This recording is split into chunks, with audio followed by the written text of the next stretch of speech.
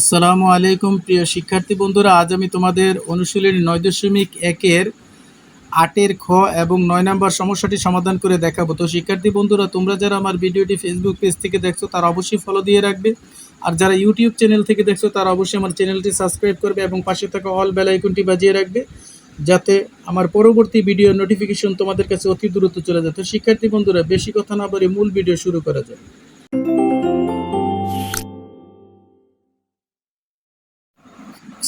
তো শিক্ষার্থী বন্ধুরা, এবার আমরা 8-এর খ নম্বর সমস্যাটি সমাধান করব। এবার সমস্যাটি সমাধান করার ক্ষেত্রে প্রথমে এখানে আমরা দেখব প্রশ্নে কি লেখা আছে। এখানে লেখা আছে 1/1 + tan স্কয়ারে প্লাস 1/1 + cot স্কয়ারে ইকুয়াল 1 প্রমাণ করতে হবে। তো শিক্ষার্থী বন্ধু, সমাধান কথাটা লিখে আমরা লেফট হ্যান্ড সাইড দিয়ে আমরা বাম পক্ষ অর্থাৎ লেফট হ্যান্ড সাইডে যা আছে সেটা আমরা লিখে নিলাম। তো শিক্ষার্থী বন্ধু, এবার আমরা 1/1 + tan স্কয়ারে এখানে যা আছে তাই আমরা লিখলাম, আর এখানে প্লাস 1/1 + cot স্কয়ার যে ছিল, এই cot স্কয়ারের পরিবর্তে আমরা এখানে লিখতে পারি 1/tan স্কয়ার কথাটা আমরা এখানে লিখে দিই। তো এটা সূত্র শিক্ষার্থী বন্ধুরা, যে cot স্কয়ারে সমান 1/tan স্কয়ার।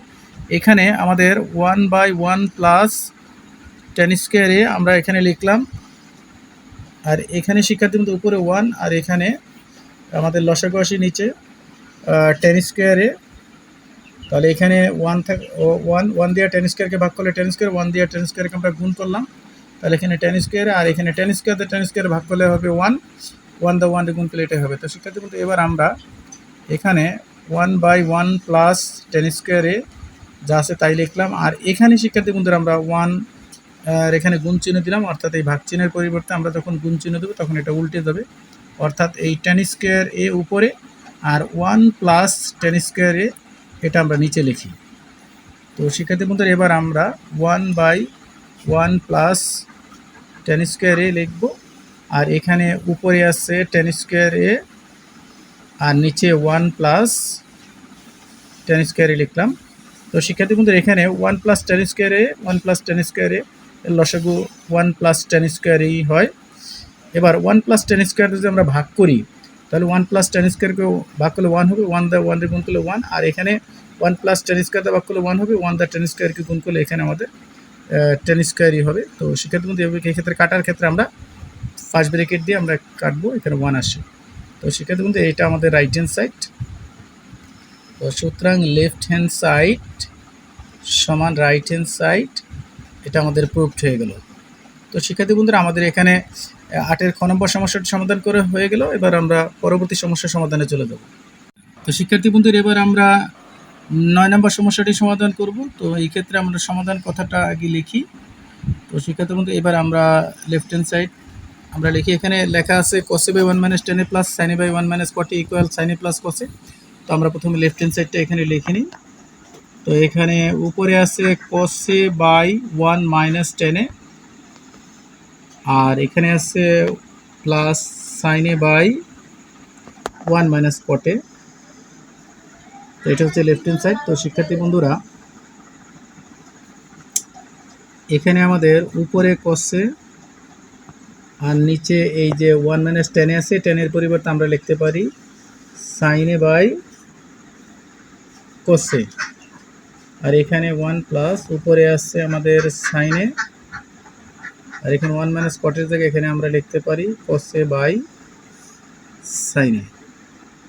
তো শিক্ষার্থী বন্ধু, এবার আমরা উপরে cos আছে আমরা cos লিখলাম, আর নিচে আমাদের লসাগু আছে cos। তো এখানে আসে cos - sin, আর পরবর্তী এখানে উপরে sin আছে আমরা sin লিখলাম, আর এখানে আমাদের লসাগু আসে sin। তো sin আমরা প্রথমে লিখব, তো এখানে sin - cos। তো শিক্ষার্থী বন্ধুরা, এবার আমাদের cos আমরা উপরে লিখলাম, এখন এই ভাগ চিহ্নের পরিবর্তে গুণ চিহ্ন দিলে আমাদের এখানে cos উপরে চলে যাবে, আর এখানে cos - sin আমাদের এখানে হবে। তো শিক্ষার্থী বন্ধুরা, এবার আমাদের এখানে প্লাস দিয়া এখানে sin লিখবো, আর ভাগ চিহ্নের জন্য আমরা গুণ চিহ্ন দেবো, তাহলে sin এটা উপরে চলে আসবে, আর এখানে আসবে sin - cos। তো ফার্স্ট ব্র্যাকেট আটকে দিই। তো শিক্ষার্থী বন্ধুরা, এবার cos আমাদের এখানে cos স্কোয়ারে, আর এখানে cos - sin। তো তো শিক্ষার্থী বন্ধুরা এখানে একটা কাজ করি, আমরা প্লাসের জায়গায় মাইনাস চিহ্নটা দিয়ে দিই, আর এখানে আমাদের সাইনে এখানে সাইন স্কোয়ারে আসবে, আর এখানে এই প্লাসের জায়গায় মাইনাস দেওয়ার কারণে সাইনে মাইনাস কসে হয়ে যাবে কসে মাইনাস সাইনে। তো শিক্ষার্থী বন্ধুরা এখানে আমাদের লসাগু নেই, আমাদের এখানে লসাগু আসবে কসে মাইনাস সাইনে।